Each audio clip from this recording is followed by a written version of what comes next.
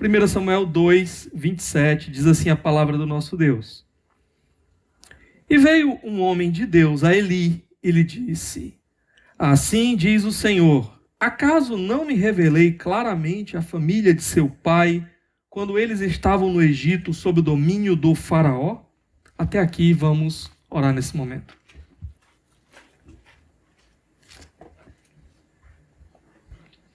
Ó Deus, nós te louvamos pela tua palavra que está diante de nós.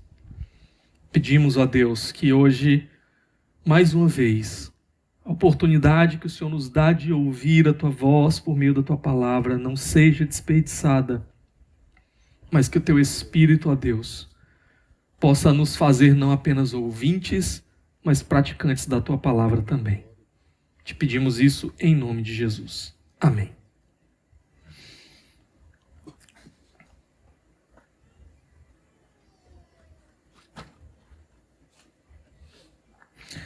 Meus irmãos, esse ano faz 20 anos que eu me converti.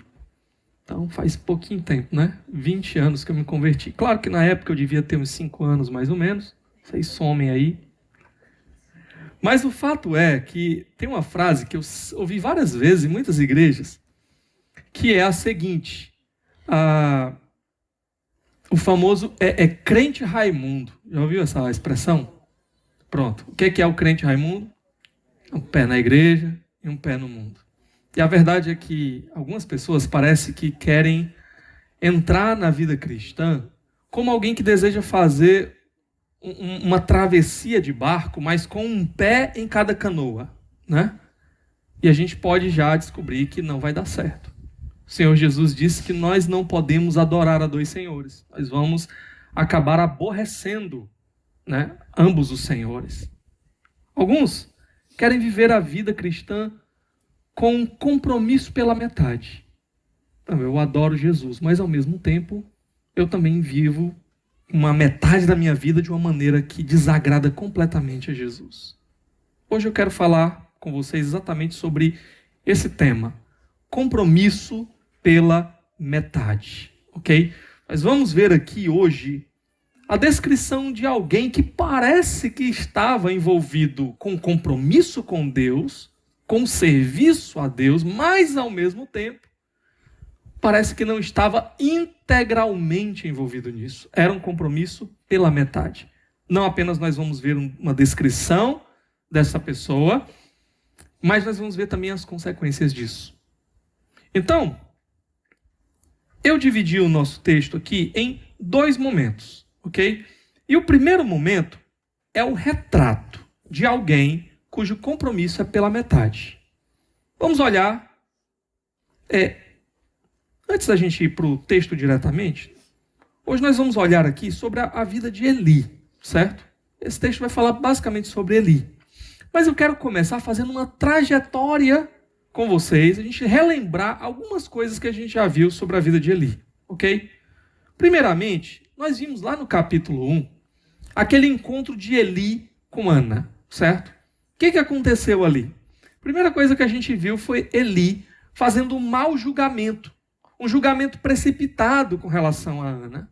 E isso já nos deixa alerta com relação a Eli. Eli não é aquele cara que ele vai investigar a situação, tentar entender primeiro o que realmente está acontecendo, para só então ele emitir algum tipo de julgamento. Não. Ele olha e o que parece para ele, ele já julga e ele já emite a sentença. E vocês lembram o que aconteceu, não é? Ana estava ali, prostrada diante do Senhor, derramando a sua alma, o seu coração, colocando toda a sua angústia diante de Deus e clamando a Deus. E Eli olhou para aquilo e julgou Ana como se fosse uma filha de Belial. Julgou Ana como se fosse a pior das mulheres, como se fosse uma mulher embriagada, inclusive. Esse foi Eli, um julgamento precipitado. Eli não se mostra, então, logo de cara, um homem sábio no falar, sábio no julgar, certo? Algumas pessoas, às vezes, acham que é uma virtude, né? Eu digo mesmo o que eu estou pensando, eu sou sincero, eu sou direto, eu sou claro, eu sou franco, e o que eu tenho para falar, eu falo logo. Pronto, Provérbios vai dizer que você, na verdade, é tolo. Ele vai dizer que até o tolo, quando fica calado, se passa por sábio. Provérbios vai nos alertar que nós não somos chamados a dizer o tempo todo o que a gente pensa, o que a gente acha, e jogar e despejar isso na cara das pessoas. Nós devemos primeiro avaliar as circunstâncias, avaliar a situação, saber se o que a gente está pensando corresponde à verdade ou não, corresponde à situação ou não. E então, em amor, emitirmos ali o nosso pronunciamento, para que haja edificação. Mas Eli, ao mesmo tempo, quando ele se vê ali, diante daquela situação, e percebe que o seu julgamento não correspondia absolutamente à verdade, né? Quando Ana explica a situação, que na verdade ela estava ali na atitude mais piedosa que alguém poderia ter, quando ela deixa claro para Eli se ele quer passar aquela vergonha no crédito ou no débito, então Eli imediatamente abençoa Ana, né? Então que Deus te abençoe, que Deus conceda isso que você pediu. Pronto. E a gente vai ver que Deus parece que realmente abençoa. Ele dá para Ana Samuel, né?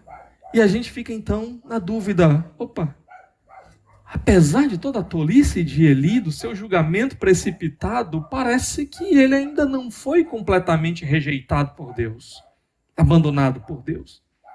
Ele rogou a bênção do Senhor e de fato a bênção veio sobre a vida de Ana. Quando nós chegamos no capítulo 2, nós também vamos ver novamente algo sobre Eli. É aquele momento em que nós descobrimos que ao invés de Ana ser uma mulher filha de Belial, os filhos de Eli é que eram filhos de Belial. É que eram homens ímpios, da pior espécie. É isso que significa a expressão. Só que vocês devem lembrar que a maneira como isso aparece no texto hebraico é um paralelo. Diz assim, os filhos de Eli, os filhos de Belial. E nessa situação, o próprio Eli é contrastado com Belial.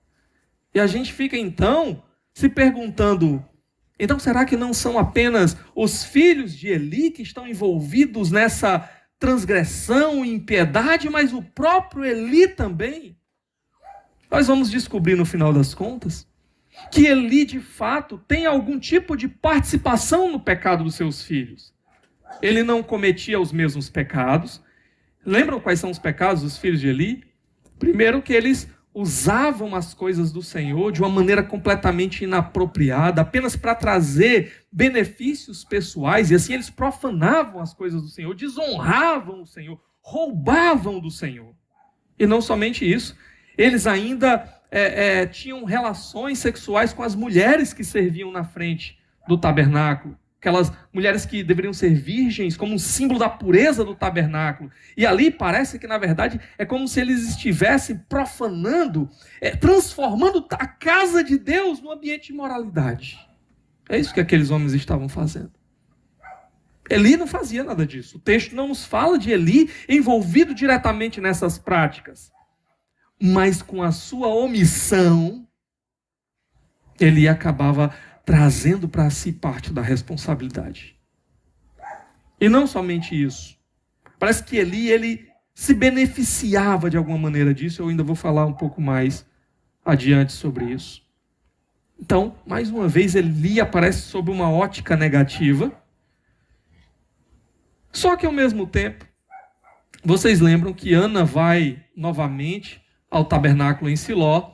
Eli novamente encontra com Ana. Eli novamente pede a bênção de Deus sobre Ana, mais especificamente que Deus desse outros filhos para Ana, no lugar daquele Samuel que ela havia dedicado ao Senhor. E o que acontece? Deus parece que responde mais uma vez. Deus parece que ouve, parece que ele ainda não rejeitou completamente Eli. Ele dá 5 filhos para Ana, não é? 3 meninos e 2 meninas. E tem uma coisa interessante que eu acho, é o seguinte, irmãos. Quanto tempo havia se passado desde aquele encontro primeiro de Eli com Ana, quando ela estava lá prostrada, orando ao Senhor, chorando diante do Senhor, e esse novo encontro, esse momento que nós vamos ler agora, a partir do verso 27 em diante, quanto tempo havia se passado entre as duas situações? Eu estava tentando fazer assim os cálculos. Daquele primeiro encontro, quando Ana volta para casa, ela fica grávida, então passa-se aí pelo menos 9 meses, né? Só que lembra que a sua família subia até Siló, descia, na verdade, até Siló, a cada ano, né? Então, 12 meses. Então imagina que quando foi a segunda vez de voltar lá, que Ana não foi, só o seu marido foi, já tinha se passado um ano, ok? Depois Ana decidiu que só voltaria quando acabasse o desmame do menino Samuel. Então passou-se mais uns 2 a 3 anos, pelo menos. Alguns até sugerem que talvez uns 4 anos, enfim. Depois disso, nós não sabemos quanto tempo Ana ficou indo lá, tendo apenas Samuel como filho.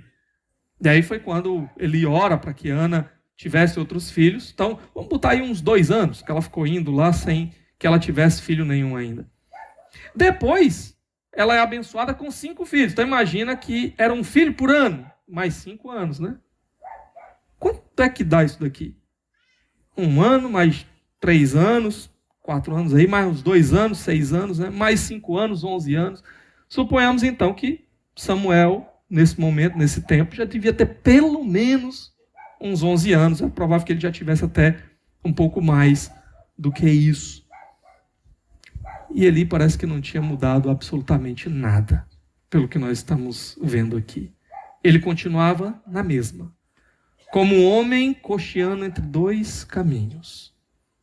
Uma hora pecando contra Deus, uma hora tomando suas decisões precipitadas, uma hora participando do pecado dos próprios filhos, ou pelo menos se beneficiando dos pecados dos filhos. Outra hora servindo a Deus, outra hora conduzindo a adoração, outra hora abençoando as pessoas. Eli, o sumo sacerdote dos seus dias, um homem que deveria ser chamado para ser ali o exemplo moral e espiritual para o povo de Deus. Alguém que hoje nós sabemos, porque temos uma revelação mais completa do Novo Testamento, deveria ser um representante do que o próprio Senhor Jesus seria.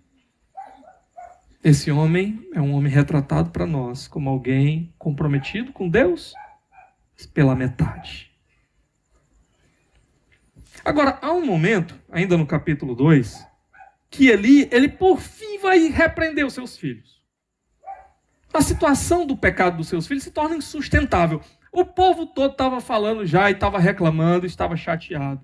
Vocês lembram que eles eram homens agressivos. Eles mandavam seus servos ir lá e, se você não quiser me dar isso agora, nós vamos arrancar a força.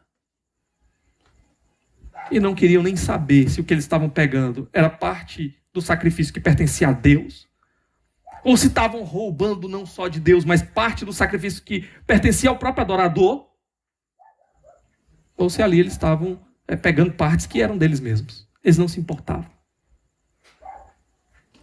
Diante disso tudo, Eli vai até os seus filhos, e Eli faz ali uma exortação. Meus filhos, não é bom o que eu escuto sobre vocês. E sabe de uma coisa? Se vocês pecarem contra outras pessoas, Deus pode ter misericórdia e resolver a situação. Mas o problema é que vocês estão pecando contra o próprio Deus. E agora? Quem é que vai poder interceder por vocês diante dessa situação? Eli exorta os seus filhos. Porém, nós vamos ver a partir do verso 27 agora, que Eli, embora exortando os seus filhos, é ao mesmo tempo repreendido por Deus. Então, parece que aquela exortação de Eli não foi exatamente como deveria ter sido. Nós ainda vamos falar um pouco mais sobre isso. O ponto é que o retrato de Eli continua aparecendo para nós como alguém que está servindo a Deus, comprometido com algumas coisas relacionadas a Deus, mas ao mesmo tempo esse serviço é pela metade. Não há uma entrega completa. Não há um compromisso completo em buscar realmente fazer as coisas do jeito de Deus, para a glória de Deus. Esse é Eli. Eli, nós não temos nenhuma informação sobre como foi a sua vida ao longo da sua juventude, sua adolescência, do tempo em que ele começou a servir no tabernáculo. Mas a impressão que dá é que Eli, aparentemente, conduziu a sua vida fazendo as coisas certas. Ele não era igual aos seus filhos. Porém, ele se contentou em apenas cumprir uma tabela, digamos assim. E não se entregou completamente ao que Deus esperava dele, enquanto sacerdote do Senhor. Esse é o retrato. Um homem servindo pela metade. Agora, o segundo momento que nós vamos encontrar aqui, e é o que nós vamos ver agora no nosso texto, é o julgamento de Deus contra alguém comprometido somente pela metade. Deus, ele não quer apenas parte da sua vida. Ele não quer parte do relacionamento com você. Ele quer você por completo. E há consequências para aqueles que desejam servir a Deus somente pela metade. Sabe, um casamento não dá para você ser meio casado. Não existe isso. Ou você é completamente casado, ou você não é casado. O nosso relacionamento com o Senhor, muitas vezes, ele é apresentado como o relacionamento do noivo com a sua noiva, do marido com a sua esposa. Não dá para ser um relacionamento pela metade. Ou você se compromete completamente com o Senhor, ou esse não é um relacionamento que o agrada, e por isso mesmo haverão consequências. Vamos olhar agora aí no verso 27. Olha o que diz. E veio um homem de Deus a Eli. Ele disse, assim diz o Senhor, acaso não me revelei claramente a família de seu pai quando eles estavam no Egito, sob o domínio do faraó? Veio a Eli um homem de Deus. Deus levantou um profeta para falar claramente a Eli. Quem era esse profeta? O texto não nos diz. Mas ao omitir o nome do profeta, Deus está dizendo para nós algo extremamente relevante. A mensagem do profeta é que era aquilo de valor fundamental e que deveria aqui cativar completamente a nossa atenção. O profeta aqui em si não é o relevante, mas o que ele tem a dizer. Então Deus quer que nós prestemos atenção à mensagem desse profeta. Uma outra coisa muito importante é que Deus, irmãos, ele não nos deixa ignorantes com relação ao nosso pecado. Sabe? Deus, ele faz questão de nos deixar saber quando estamos cometendo pecados contra ele. Nesse caso aqui, ele levantou um profeta. Às vezes, Deus vai levantar alguém para falar para você. Às vezes, um irmão para chegar até você, com coragem e amor, e dizer, meu irmão, o caminho que você tem trilhado não é bom. Esse caminho não é bom. Às vezes, Deus vai usar a sua própria palavra, sendo ela lida por você em casa, sendo ela pregada do púlpito. Quantas vezes, irmãos, eu prego aqui apenas aquilo que eu encontro na palavra e aquilo vai desvendando coisas, aquilo vai abrindo realidades, vai alcançando situações na vida dos irmãos que muitas vezes eu estou completamente inconsciente. Quantas vezes a gente prega uma mensagem e a gente pensa assim, que talvez aquilo não é exatamente o que a igreja está precisando ouvir. E no meio dessas mensagens, pessoas chegam e dizem assim, era exatamente a palavra que eu precisava. Eu estava passando por essa situação e a mensagem veio ao meu encontro. Deus faz isso. Deus às vezes vai usar, se não pessoas, ou a sua própria palavra de maneira direta, Deus vai usar muitas vezes a sua consciência. Quando nós entendemos o que Deus espera de nós, o tipo de vida que Deus quer que nós vivamos, nós podemos até nos entregar ao pecado, mas não conseguimos nos entregar ao pecado de boa consciência. Não conseguimos nos entregar ao pecado em completo prazer, porque sabemos que estamos pecando contra Deus. E Deus fere a nossa consciência. Há um processo de cauterização da consciência. É quando mesmo Deus vindo e ferindo a nossa consciência, nós continuamos. E continuamos. E continuamos. E nós vamos como que apagando essas feridas, cicatrizando essas feridas. E o efeito da nossa consciência agora ele vai ficando cada vez menor. Mas o fato do efeito se tornar menor não significa que nós estamos ali inconscientes do nosso pecado. Continuamos tendo plena, absoluta convicção de que o que estamos fazendo é errado, é pecaminoso. Só não dói mais do mesmo jeito. E isso é o pior que poderia nos acontecer. É quando pecamos, e pecamos, e pecamos, e aquilo não dói mais. Porque estamos caminhando na direção da destruição completa.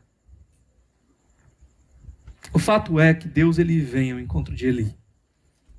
Isso é mais uma ação da paciência e graça de Deus.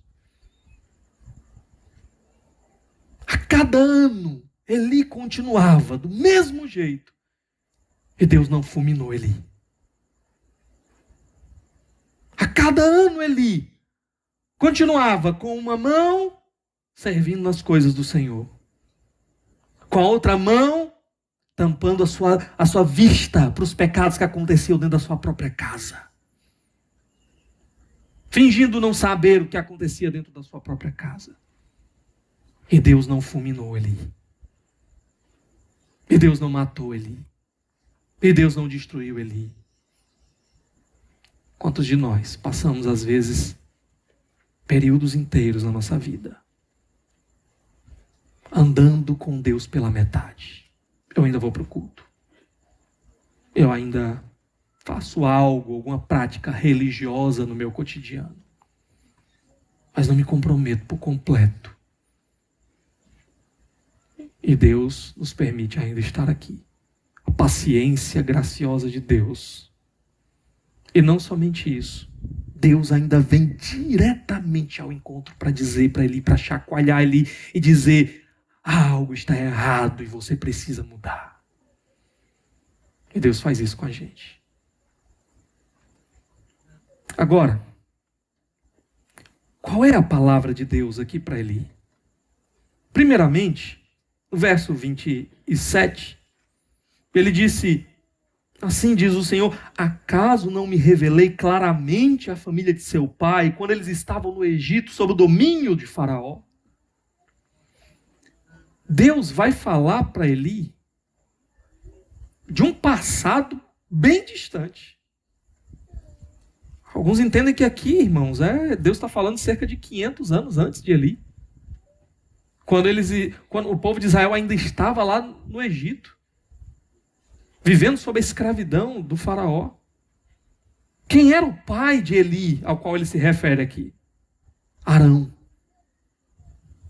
O que Deus está falando aqui é da sua graça na história de Eli. Do que Deus tinha feito por Eli, mesmo antes de Eli nascer. Deus tinha se revelado com clareza ao seu povo. Não somente isso.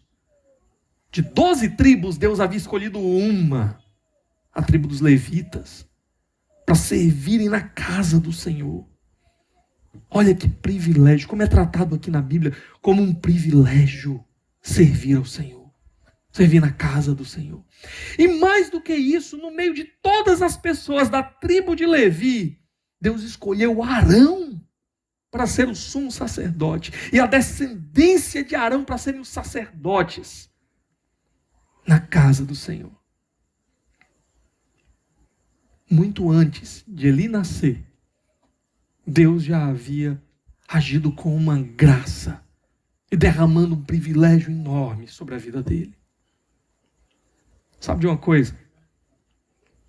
Muito antes de eu e você nascermos, mais de 500 anos antes de eu e você nascermos, mais de 2000 anos antes de eu e você nascermos, Deus agiu com imensa graça em nosso favor. Ele entregou o filho dele naquela cruz para morrer no meu e no seu lugar, para que as nossas vidas fossem completamente diferentes. Ele entregou o filho dele por completo naquela cruz. Não ficou nada. Ele deu a vida por completo naquela cruz, para que eu e você fôssemos completamente dele e vivêssemos completamente para ele, não servindo pela metade, mas servindo por completo a ele. Essa graça de Deus se manifestou a nós, muito maior do que os privilégios que Eli recebeu aqui. Mais do que isso, se você tivesse nascido em Israel naqueles dias, você poderia ter assim um desejo enorme. Eu queria tanto ser um sacerdote do Senhor.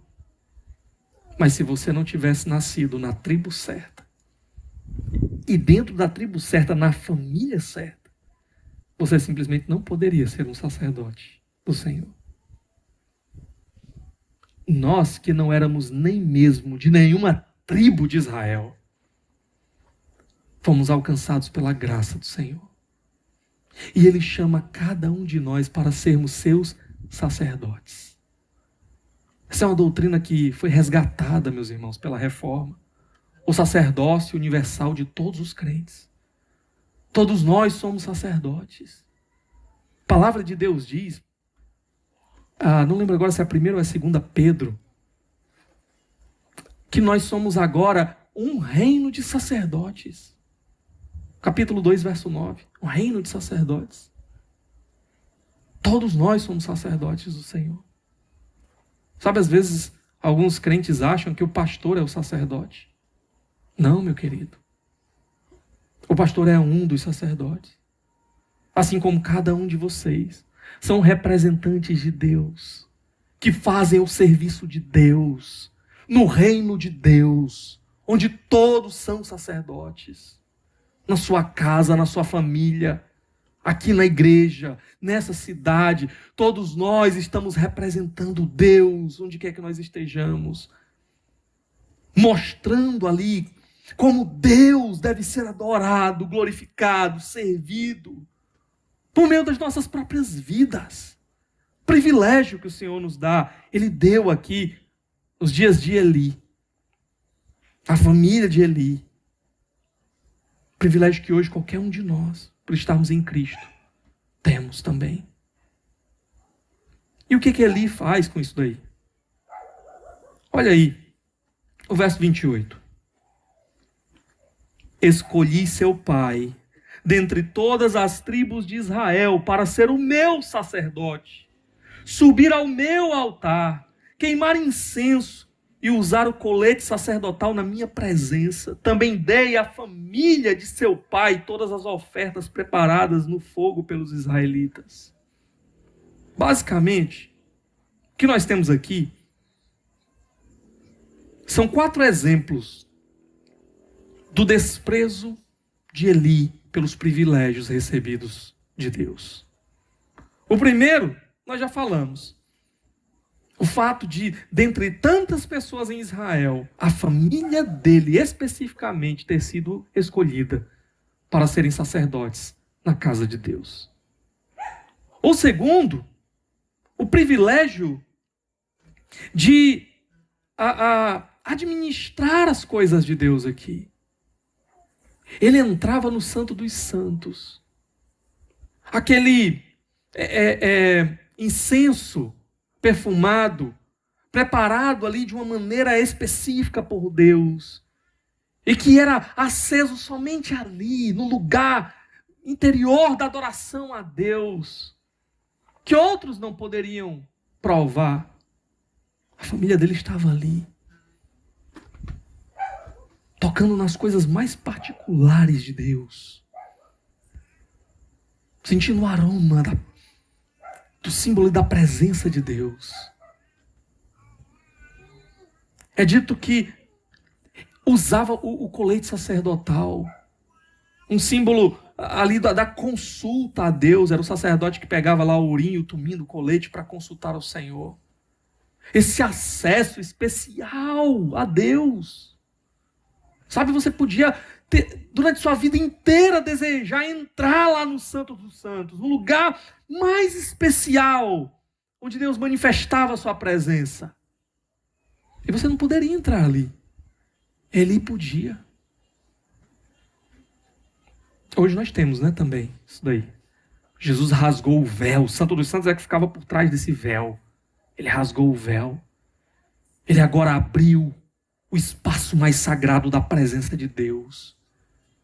E esse espaço, ele não está confinado em um lugar no mundo. Está à nossa disposição. Nós temos livre acesso ao trono da graça de Deus, de entrar na presença de Deus. Mas nos dias de Eli era um pouco diferente. E o privilégio de participar das refeições. Sabe, os levitas não precisavam criar gado e trabalhar no campo, na lavoura, para de lá tirar o sustento. Eles serviam ao Senhor, dedicavam sua vida ao serviço das coisas de Deus, integralmente. E viviam então dessas ofertas que eram trazidas à casa de Deus. Que privilégio, irmãos, que privilégio. Mas o que o texto está dizendo aqui para nós é que ele está desprezando tudo isso, todas essas bênçãos. Com a atitude dele, com o modo como ele tem vivido e se comportado. Ao servir a Deus pela metade, ele está desprezando todas essas bênçãos que Deus deu a ele e a sua casa, a ele e a sua família. Olha o verso 29. Porque vocês, Eli e os seus filhos, porque vocês zombam de meu sacrifício e da oferta que determinei para a minha habitação? Porque você honra seus filhos mais do que a mim, deixando-os engordar com as melhores partes de todas as ofertas feitas por Israel, o meu povo. Duas acusações. A primeira, no meu texto, diz: porque vocês zombam do meu sacrifício. Literalmente a palavra aqui poderia ser traduzida: porque vocês chutam o meu sacrifício. Irmãos, o que é que você chuta? Algo que você considera completamente sem valor. Então, às vezes você está aqui, conversando sem fazer nada, pode pegar uma pedrinha assim e chutar. Não interessa onde é que ela vai cair. Não interessa o que vai acontecer com ela. Porque aquilo para você é algo sem valor. Algo que você pode chutar. Algo desprezível. A ideia aqui é que esses homens estão tratando as coisas de Deus como algo sem valor. A oferta de Deus aqui, tratada como algo sem valor. Você pode achar que isso é tão distante de nós, mas, meus irmãos, quantas vezes nós temos tratado as coisas de Deus como algo sem valor para nós? Quer um exemplo? Quando você troca a reunião do povo de Deus, de adoração a Deus, por qualquer coisa, para as coisas mais banais, você está tratando como? Como é que você está tratando? E aqui, há um outro elemento interessante, diz: porque você honra seus filhos mais do que a mim, deixando-os engordar com as melhores partes de todas as ofertas feitas por Israel, o meu povo. É tão interessante que a palavra para engordar, eles estão se tornando pesados, A palavra que vai ser depois, lá no capítulo 4, usada para se referir ao próprio Eli. Não sei se vocês lembram, mas Eli, né, no final da vida, ele está pesado, né? Muito pesado. Não vou dar spoiler não, que nós ainda vamos chegar lá, tá? E essa palavra, ela tem a mesma raiz da palavra glória. A glória de Deus. Né? O peso da glória de Deus. Cabode, né? Lembra lá, Icabode, né? Foi-se a glória de Deus. Ainda vamos chegar lá. Em outras palavras, a ideia parece ser que Eli, ele está honrando mais aos seus filhos. Ele está pensando mais na glória dos seus próprios filhos do que na glória de Deus. E Eli, ao chegar no estado que ele estava, parece que a ideia, e o texto está dizendo claramente que ele participa desses pecados, é que embora Eli não fosse lá com os servos do seu filho pegar o garfo, né? Enquanto os adoradores estavam lá preparando a oferta, vocês lembram? Ele chegava e metia o garfo lá, pegava o que eles queriam. Embora Eli não estivesse fazendo isso, aquelas carnes lá, pro churrascão, ia chegar onde depois? Lá na casa dele. E Eli, parece que fazia o quê? Fingia que não estava vendo. Chegava lá, sentamos. Churrasco hoje coisa boa, né? Vamos sentar aqui, vamos preparar esse churrasco, bem preparado. Chegava lá, né? Jogava o salzinho, passava para dentro. Pronto. Ele não perguntava, onde é que vocês arrumaram isso daí? Essa carne aqui está meio diferente. Carne com gordura, né? A gordura era do Senhor. Esse negócio está meio diferente. Ele fingia que não estava vendo. Era tão prazeroso. Ia engordando. Sabe quando a criança aparece com um negócio que não foi você que deu? E você não pergunta, onde é que você arrumou isso daí, menino? Né? Finge que não está vendo. Ele ia aqui. Ele talvez se contentava em dizer assim, não fui eu. Se um dia bateram na minha porta perguntando, não fui eu. Mas o produto daquilo que era errado, pecaminoso diante de Deus, o beneficiava e ele participava. Agora, Eli, é dito aqui, honra os seus filhos mais do que a Deus. Como ele honra os seus filhos mais do que a Deus? Por que você honra seus filhos mais do que a mim, deixando-os ou permitindo com que engordem com as minhas melhores partes de todas as ofertas? A ideia, me parece, de que ele tinha o poder de impedir os seus filhos. Por que isso é importante? Porque a gente pode pensar assim, ora, mas Eli não exortou os filhos dele? Não apareceu no capítulo 2, um pouquinho antes, que ele foi lá e disse, meus filhos, o que eu ouço acerca de vocês não é bom. Como assim agora? Deus está o repreendendo por permitir que seus filhos fizessem aquilo. Porque o que parece, irmãos, Eli, ele tinha o poder de refrear, de parar. Ele era o sumo sacerdote. Mas ele se contentou com uma repreensão genérica. Olha, meus filhos, não é bom não, viu isso daí? Cuidado, Deus pode pesar a mão. Uma coisa que o texto diz, seus filhos entrou por aqui e saiu por ali, né? Não deram nem ouvidos ao que ele tinha a dizer. Em outras palavras, parece que o grande pecado de Eli é que ele podia fazer algo e ele não fez. Ele podia impedir os seus filhos e ele não fez.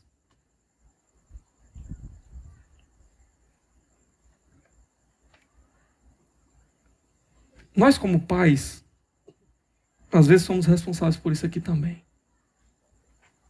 Eu me lembro, estava num acampamento uma vez, e um um pai chegou para o pastor lá da igreja e ele disse assim: olha, o filho do irmão fulano jogou uma pedra no meu filho. Meu filho está chorando muito porque isso aconteceu. E ele disse assim: e você falou com ele? Disse: falei. E ele fez o quê? Nada. Chama ele para mim. O pastor lá não era que nem eu não, viu? Ele tinha uns decibéis assim a mais, né? O estilo era diferente. E aí aquele homem chegou para ele: rapaz, o irmão está dizendo aqui que o teu filho jogou uma pedra no filho dele e tu não fez nada. Pastor, porque eu não acredito, pastor, que ele tenha feito um negócio desse. Então o irmão aqui é mentiroso. O irmão aqui está mentindo, está inventando que teu filho fez isso. Aí o homem lá: filho, vem cá, filho. Um homenzão desse tamanho. Tu jogou uma pedra, foi, no filho e o menino, né? Claro, né? Aí o pastor lá: rapaz, que conversa é essa, rapaz? Tu vai chamar o menino aqui? O irmão está dizendo que tu vai chamar o menino para saber. Então, o irmão está mentindo aqui. Teu filho é que vai dizer a verdade agora, é? Pastor, e o que o senhor quer que eu faça? Disciplina esse menino, rapaz. Irmãos, eu estou falando mais baixo, viu? Que o pastor falou mais alto no dia lá. O acampamento ficou todo olhando assim, ó. Né? Vala, meu Deus, né? Mais ou menos assim, né? O pai, diante de uma atitude ímpia do seu filho, errada do seu filho, ele tem o poder de impedir, mas ele permite que seu filho continue fazendo o que quer, sem nenhum tipo de consequência. É o que ele estava fazendo aqui. Ele permite que seus filhos continuem fazendo, se contenta como muitos pais, né? De fingir que está exortando, de fingir que está disciplinando. Sabe, quando o menino chega assim na casa de alguém e faz e acontece, e o pai fica só ali fingindo que não está vendo, né? O menino está lá, montado em cima da televisão, e o pai, pois é, né? Vira até de costas, né? Para fingir que não está vendo, né? Ou quando chega alguém para dizer: rapaz, o fulaninho ali, ele fez. Ai, fez, foi. Ou, filho, faz assim não, viu? E pronto, né? E o menino continua. Ele aqui.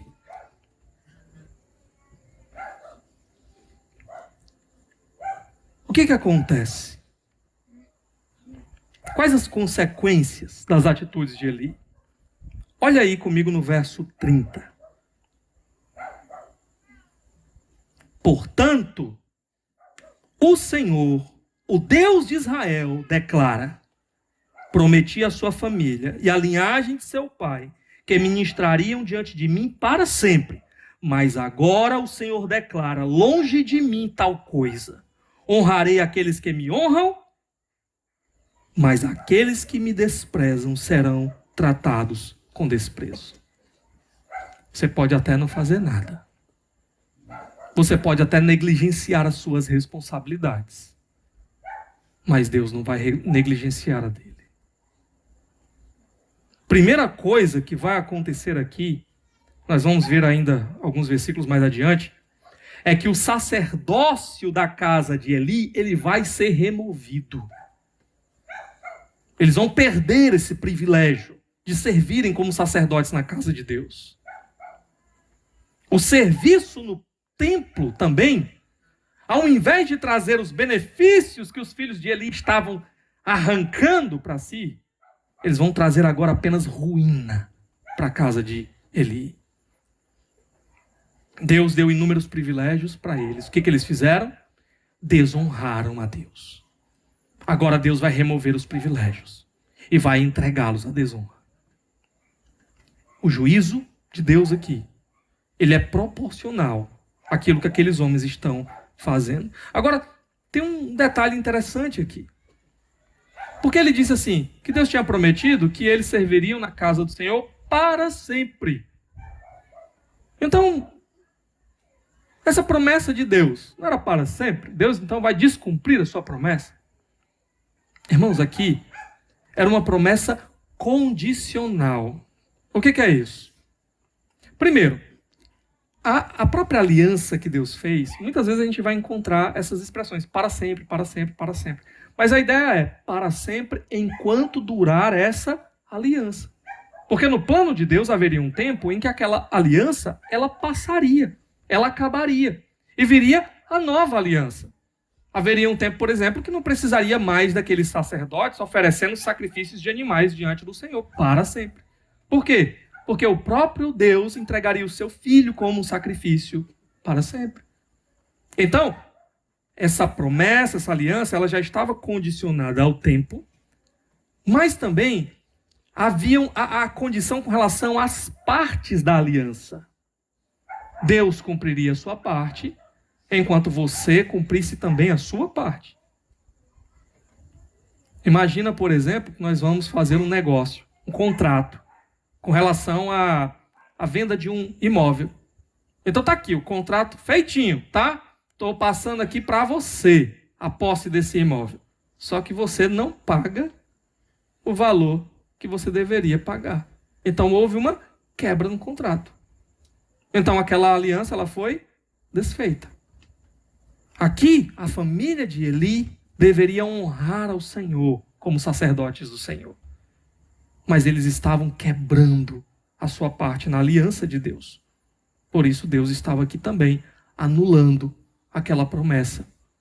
A condição de cumprir os seus deveres como sacerdotes ao Senhor estava sendo quebrada. Portanto, a promessa perdia o seu efeito. É isso que está acontecendo aqui. E ele continua no verso 31 dizendo: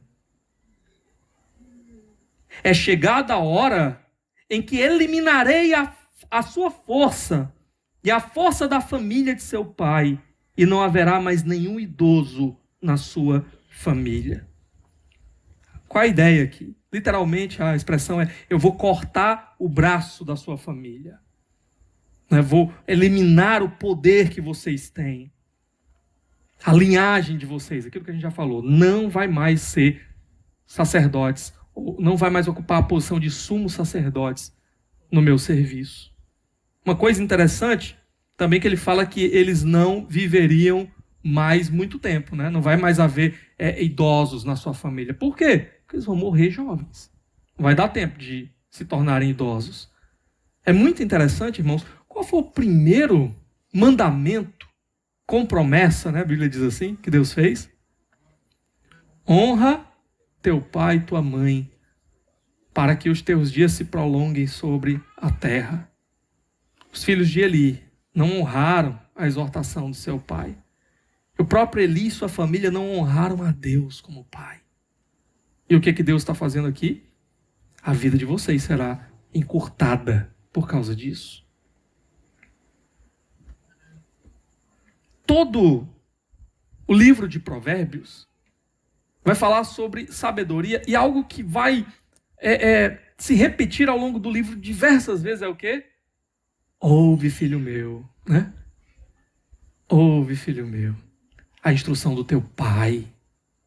Outra coisa, o temor do Senhor é o princípio da sabedoria. O problema é que aqui havia acabado o temor. E não havia mais ninguém ouvindo a instrução. Agora, olha o verso 33 comigo. Perdão, 32, né? E você verá aflição na minha habitação. Embora Israel prospere na sua família, ninguém alcançará idade avançada. Literalmente também, aqui você verá aflição na minha habitação, poderia ser você verá o aperto na minha casa.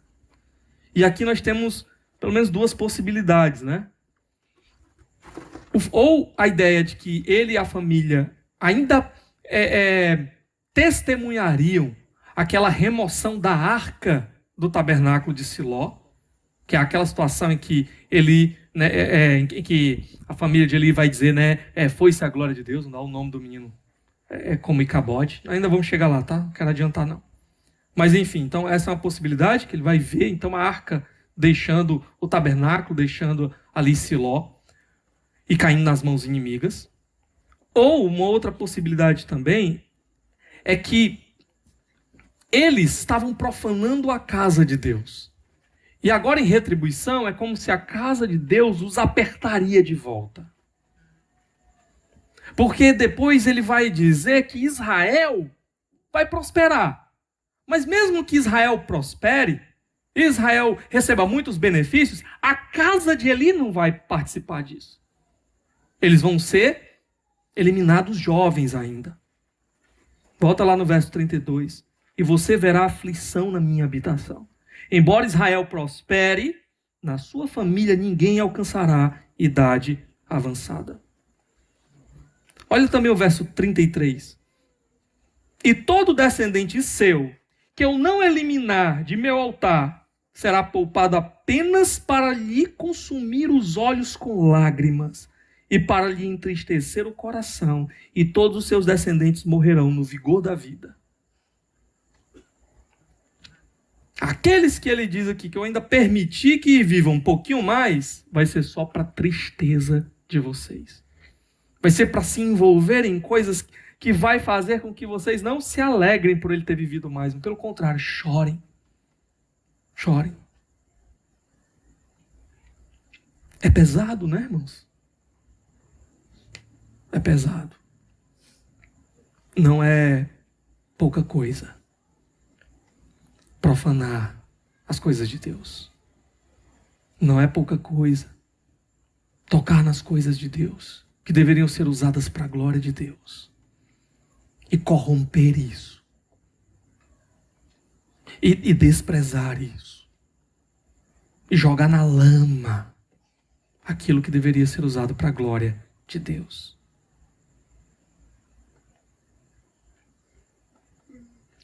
No verso 34, ele vai dar uma prova de que tudo isso vai acontecer. E o que acontecer a seus dois filhos, Ofni e Finéias, será um sinal para você. Os dois morrerão no mesmo dia. Que é uma prova de que essa profecia ela é verdadeira e ela vai se cumprir na sua família. Seus dois filhos vão morrer no mesmo dia. Nós ainda vamos ver isso mais adiante, tá? Deixa só eu falar algo para você. Isso tudo que nós acabamos de ver, por si só, se a gente parar e meditar nisso daqui, nós já vamos conseguir aprender muitas coisas. A primeira delas, que eu poderia descrever aqui para você. Você que é filho, está aqui hoje. Sabe, não ouça os conselhos do seu pai e da sua mãe. Não ouça, certo? Principalmente se eles forem homens e mulheres piedosas. Homens e mulheres de Deus. Não ouça. Porque aí você vai colher muito sofrimento na sua vida e a sua vida certamente será encurtada. Deus, ele coloca pessoas na nossa vida, os nossos pais, que cuidam desde que a gente nasceu, passam noites em claro para que a gente que ainda não é capaz de cuidar de nós mesmos, possamos crescer, nos desenvolver. É claro que existem exceções. Pecado maculou até as melhores instituições desse mundo. Mas geralmente os nossos pais são aqueles que desejam o melhor para nós. Desejam o melhor futuro. Desejam a melhor vida para nós. E por isso, quando eles nos veem debaixo de ameaça, aquilo que outras pessoas não têm coragem de fazer, são eles que vão cumprir esse papel de chegar e dizer, não faça isso. Não vá por aí. Sabe, muitas pessoas podem nos dar conselhos. Mas pensando aqui, principalmente em criança, só os nossos pais vão poder chegar para nós e nos dar aquelas chineladas que nós precisamos, né? No bumbum, tá? Não estou falando de espancamento não, né? Não, falando aquela chineladazinha lá no bumbum, né? No lugar certinho, criado e desenvolvido para Deus, para receber ali, né? A cinta, pronto, para corrigir menino danado, pronto, é ali. Só os nossos pais vão poder fazer isso por nós. Nenhum outro vai poder fazer isso por nós. Agora, você não quer ouvir os conselhos do seu pai? Vá pelos conselhos dos seus muitos conselheiros que vão aparecer aí mundo afora. Vá pelos conselhos dos seus amigos, tá? Vá pelos conselhos daqueles que ainda nem viveram o suficiente para lhe aconselhar. Eu tenho certeza de uma coisa. A Bíblia é muito clara. Não ouça a instrução do seu pai e da sua mãe. E você não terá vida longa sobre a terra. Sabe aquele filho, aquela filha que decide se casar com alguém? Conheço uma pessoa. Quem tem coragem de chegar e dizer assim: meu filho, minha filha, essa pessoa não é para você. Essa pessoa vai acabar com você. Geralmente é quem? Os pais. Eu lembro agora de uma situação. Ouça não, viu? Você vai lá e casa. Não, mas essa pessoa é maravilhosa demais, né? E depois você vai dizer: como é que eu não enxerguei? Porque você não quis enxergar.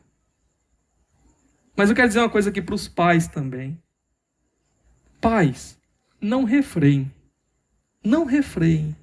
Não frustrem as vontades pecaminosas dos seus filhos. Faça isso não, tá? Por quê?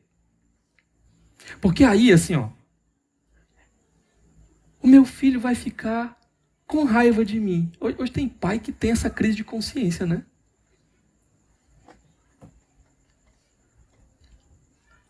É tão carente que precisa que o filho fique ali o tempo todo, né?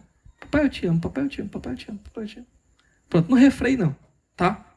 Porque aí pode ser que ele fique emburradinho no cantinho dele, né? E aquilo vai machucar muito seu coraçãozinho de pai. Então, não refreie o seu filho. Deixa ele fazer o que ele quiser. Deixa ele transformar a sua casa num destroço. Deixe ele cair pelo chão, assim, dentro do shopping. Certo? Rolando assim, ó, gritando. Deixe. Porque Provérbios é muito claro. Ele vai dizer assim: o filho sem disciplina envergonha o papai e a mamãe. Então você não disciplina, não. Deixa ele fazer tudo isso. E aí sabe o que vai acontecer? Você não vai deixar o seu filho emburradinho com você. Você simplesmente vai perder ele mais cedo. Vai chegar o momento em que você não ensinou limites para ele. E ele vai achar que pode ultrapassar todos os limites nessa vida. Até descobrir que uma hora a conta chega. E para aqueles que ultrapassam limites demais, ela chega cedo demais. A fatura chega. Então, pais, não assumam a responsabilidade que vocês têm como pais. Deixe que outros, no mundo, façam isso por vocês. E eles vão levar os filhos de vocês para longe de vocês mais cedo. Alguém uma vez disse o seguinte: cuide das coisas do Senhor e Deus cuidará das suas coisas. Eu vou dizer uma coisa para você. Aqui, Eli e a família dele eram constituídos de pessoas que negligenciaram exatamente isso. Eles não cuidaram das coisas do Senhor. Eles usaram as coisas do Senhor contra os interesses do Senhor, apenas para benefício próprio. Se por um lado cuidar das coisas do Senhor vai fazer com que Deus ele cuide das suas coisas também, profanar as coisas do Senhor vai trazer a ruína de Deus sobre você. Eles achavam que talvez iam apenas alimentar os seus prazeres com tudo que eles estavam fazendo. Mas o que viria sobre eles, na verdade, era uma ruína repentina. Quando eles menos esperavam, no auge da sua força, eles seriam cortados da vida. Sabe? Você pode pensar assim: como é que eu posso profanar as coisas do Senhor? Como é que eu posso hoje profanar as coisas do Senhor, a fim de que a mão do Senhor pese sobre mim? Sabe esse corpo que você tem que estar sentado nessa cadeira aí? A Bíblia chama de templo do Espírito Santo. Use o seu corpo para aquilo que desonra a glória de Deus. E você estará profanando as coisas do Senhor. E você vai colher consequências terríveis no seu corpo. Esse povo aqui é chamado de família de Deus. Povo de Deus. Busque dividir o povo de Deus. Busque prejudicar o povo de Deus. Lembra de Saulo, quando ele ainda era um perseguidor da igreja? Foi que Jesus respondeu para ele? Saulo, Saulo, por que você persegue a minha igreja? Foi assim? Saulo, Saulo, porque você me persegue. Porque a sua igreja era parte dele. Era o seu corpo. Toque na igreja do Senhor e você está tocando nas coisas mais preciosas de Deus, que custou o sangue de Jesus naquela cruz.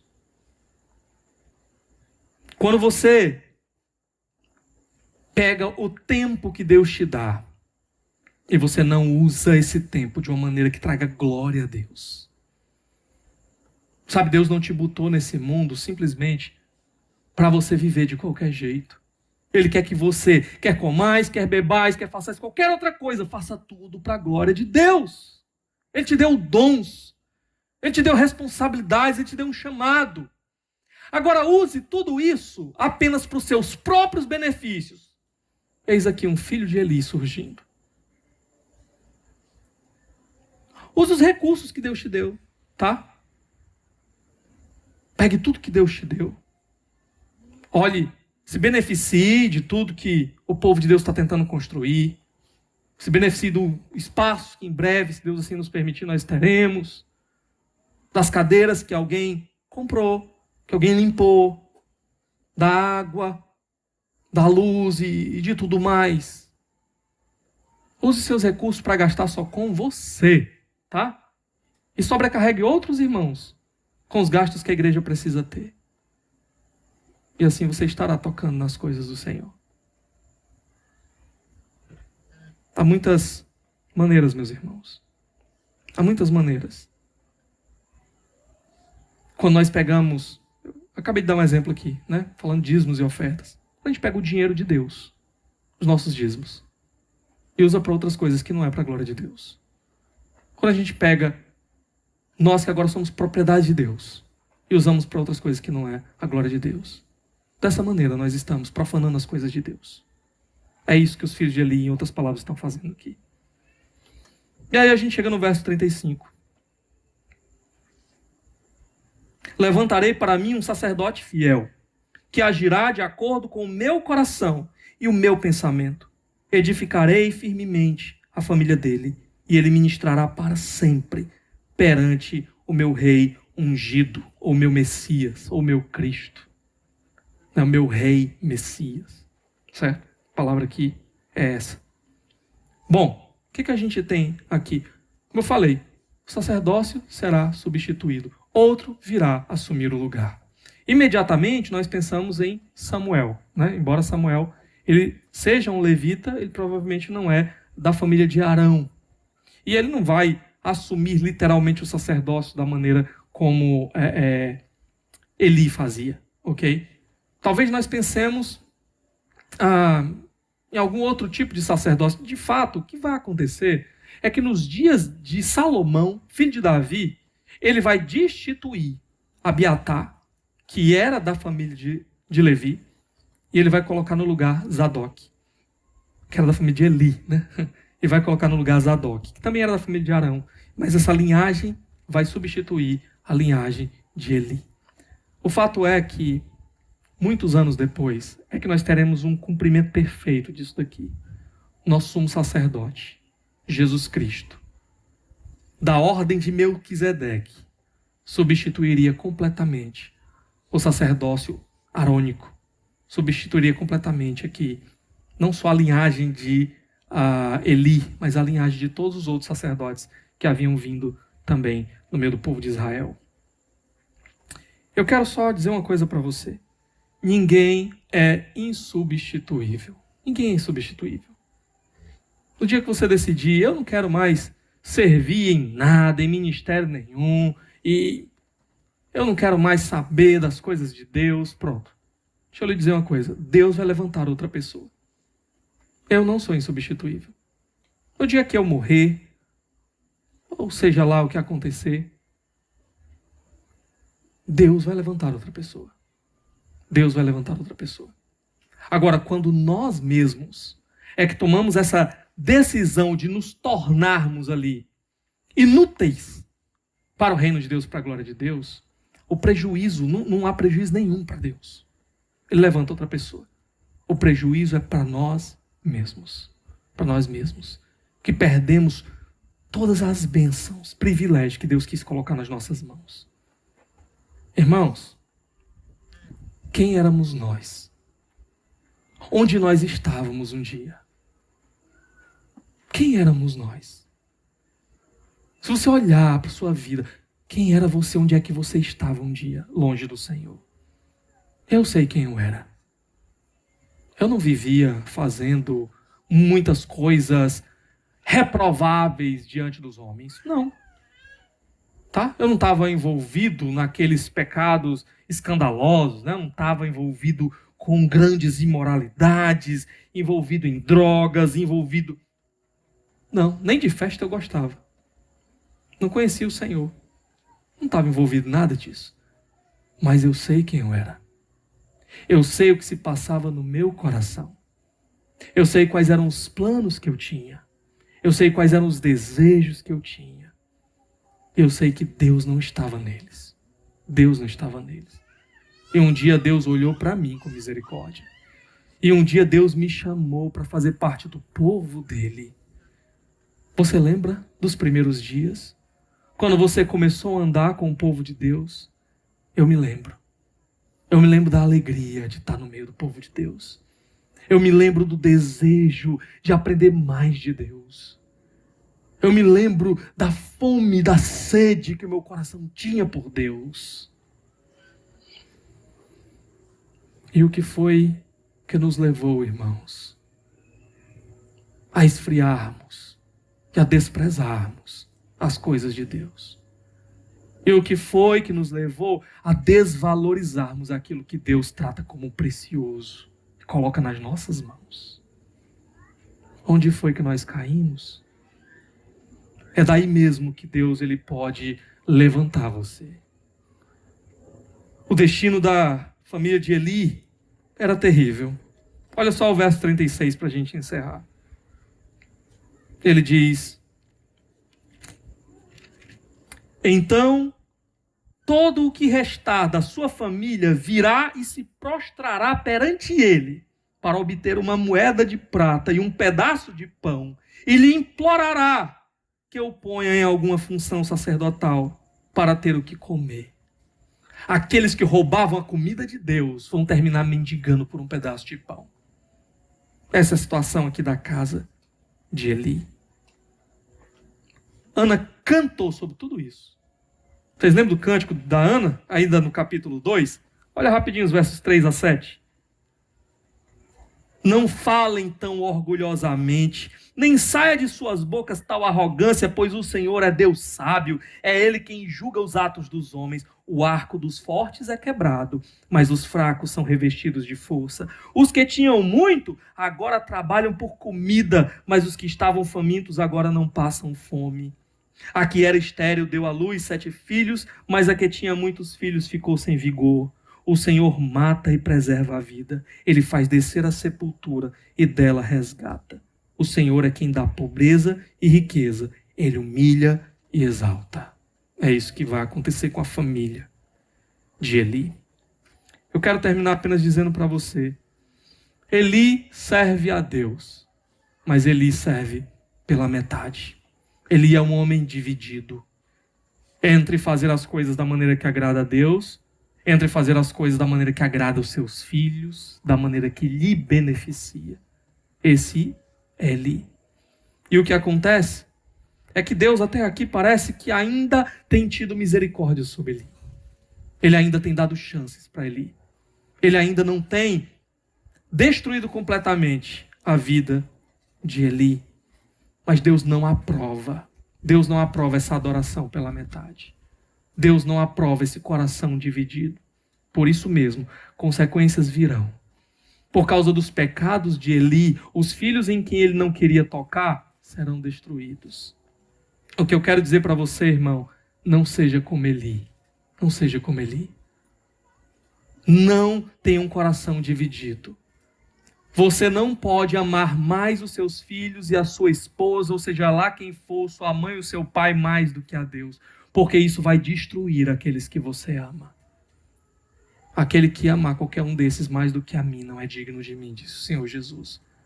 É só quando você amar de verdade Jesus mais do que a qualquer outro, que você vai aprender como lidar com os seus filhos, o seu marido, a sua esposa. E você vai poder ter aquelas conversas difíceis quando você os encontrar no pecado e dizer para eles, não vá por aí.